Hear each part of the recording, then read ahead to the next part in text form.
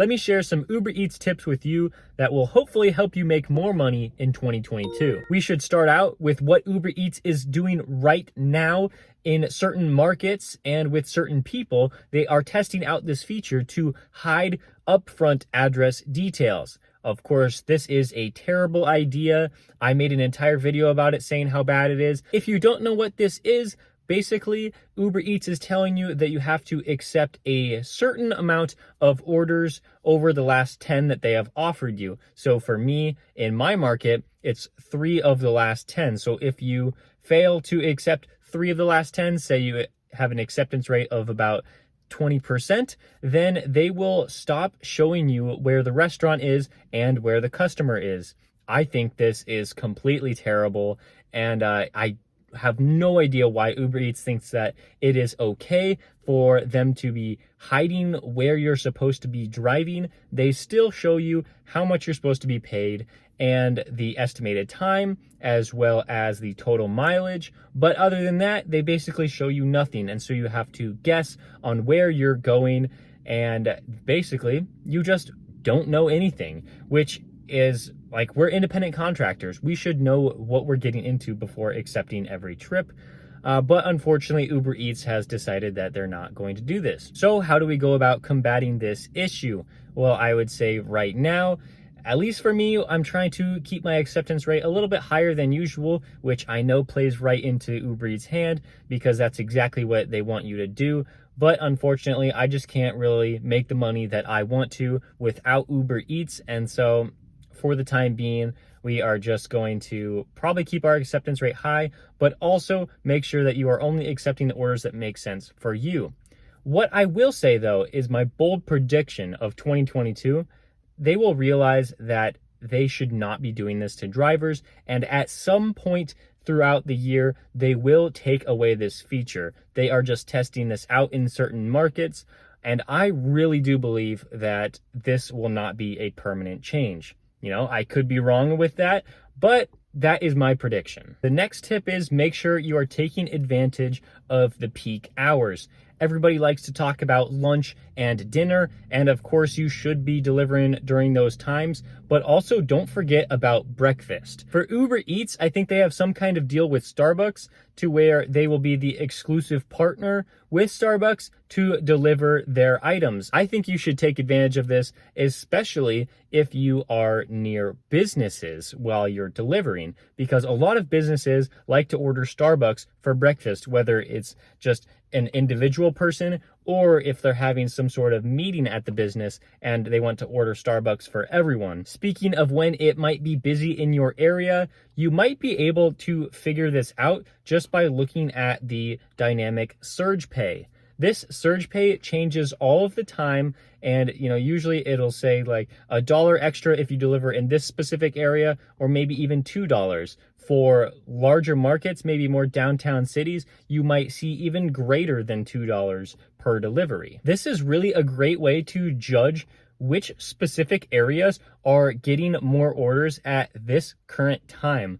It is unlike DoorDash, where you can just see their peak pay in a huge area. With Uber Eats, it's very specific. It'll show you in this little circle, you can earn $1 more per delivery that you complete. This is often caused by these restaurants getting a larger amount of orders and customers want them delivered to them. And so I would recommend trying to deliver in these areas. For me, there is this downtown area near the area I like to deliver in, and it's pretty busy a lot of the time, especially lunch and dinner, and so they often have surge pay there. The surge pay often covers that area, the downtown area, and it also kind of bleeds into my area as well, so I get to take advantage of that. So if you are delivering in the area and you don't think it's very busy, make sure to look out for that surge pay, because that'll help you determine if you're going to get a lot of orders. If you want to get more orders, you can sign up for the Uber Eats Plus card. And what this will do is if the restaurant isn't exactly partnered with Uber Eats, then you can go into that business, place the order, and then pay for it with the Plus card. These places include CVS and Walgreens and really just any restaurant that doesn't have the partnership with Uber Eats. Oftentimes, these orders can be significantly higher paying than if you were just going into a restaurant, picking up the food, and then leaving immediately, because you will be compensated for the time that you have to either shop for the items or wait in the restaurant. I do think this is great that Uber Eats will compensate you for your wait time, because they realize that no one would really take these offers if they are paying the exact same amount and you have to order and wait for the items. However, there is a way to reduce your wait time when you go into these restaurants. Let's say that when you go into a restaurant and you order food there, and it typically takes about 15 to 20 minutes before the order is ready. What you can do is, when you receive that offer and you realize you have to order and pay for it, you can order it over the phone. This is what I do almost every single time that I receive an offer like this that I actually want to take.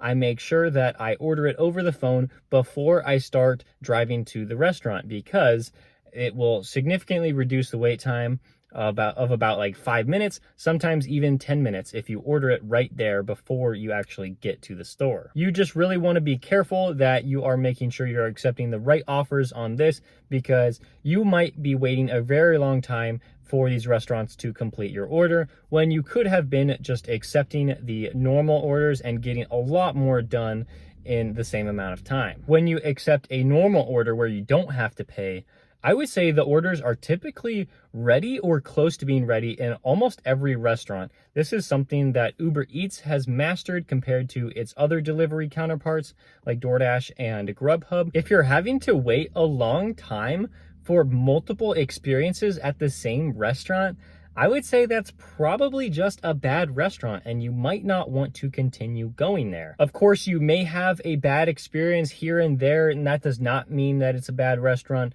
But really what you want to do to maximize your earnings is to look for those restaurants that will have the orders ready, and so you can continue to drive. We do not get paid for waiting in the restaurants, but we do get paid when we are dropping items off at the customer. If you have an issue with the restaurant or with the order, or you just cannot make the delivery, you are able to unassign the order.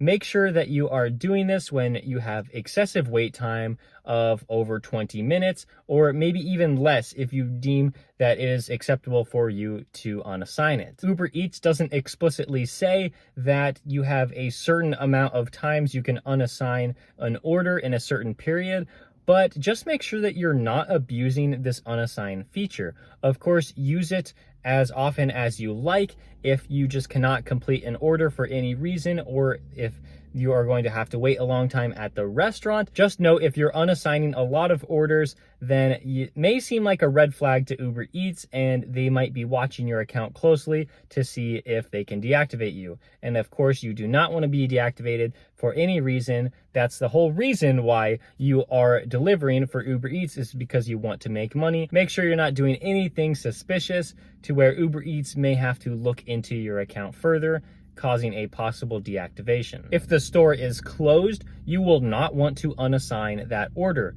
You will want to call support and receive $3 for arriving to the store. You may want to unassign the order because it's just more convenient for you than calling up support, talking with them about the order and the store, and then receiving just a measly $3.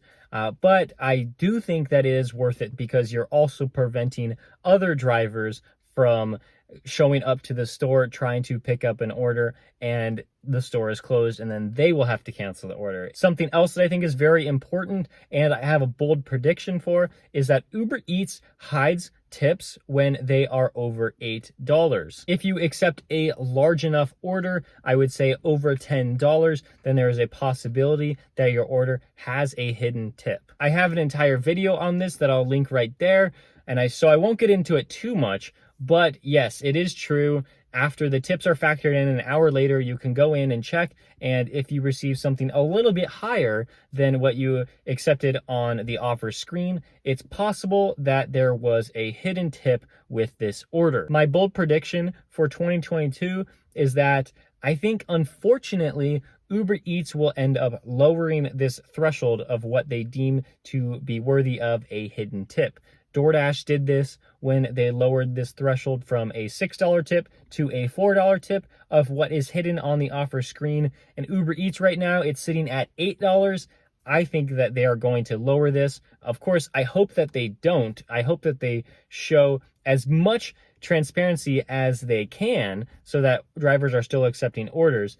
But unfortunately, I just think the way that they're going, the way that they are making different changes on how their app is run, that hidden tip of $8 might be lowered. And that's unfortunate, but I still think that they won't lower it as much as $4 as DoorDash did. Those are my tips for 2022 on how to make more money with Uber Eats. If you found this video helpful, please give it a like. And if you've been enjoying the rest of my videos, please subscribe, and I will see you next time.